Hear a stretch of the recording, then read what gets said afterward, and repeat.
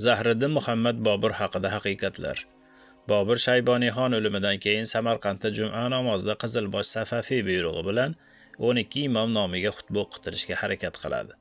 Tushungandirsiz, 12 imom nomiga, ya'ni Shia mazhabi e'tiqodiga ko'ra 17 sahobaga la'nat aytirish ishi qon bilan tugaydi. La'natnomadagi sahobalarning ismini qoldirib o'qigan imom minbarda shahid bo'ladi. Qizilbosh Safafiy navkarlari tomonidan o'ldiriladi. Xalq g'alayoni boshlanadi. Bobur Samarqandni tashlab Afg'on tomonga qochishga majbur bo'ladi. Shayboniyxon Ismoil Safafiyga yozgan ogohlantirish xati shunday boshlangan edi.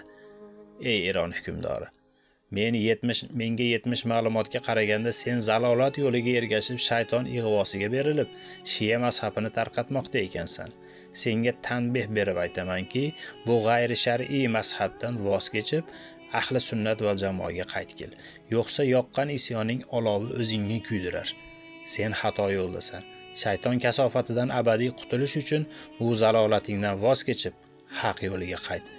Agar mening bu so'zlarim sening tarafingdan e'tiborga olinmasa, balki hisobsiz ko'p lashkarim bilan Iroqqa kirurman va o'tkir qilichimni qo'limga olib, sening Isfahon saroyini harni qadar uning gumbazli burchlarini g'oyat yuksak bo'lsalarda yer bilan yakson qilaman.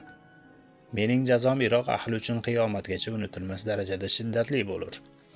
Taxt uchun shiyalar etagini o'pib, ularga yurt darvozasini ochgan Bobur biz uchun ahamiyatlimi?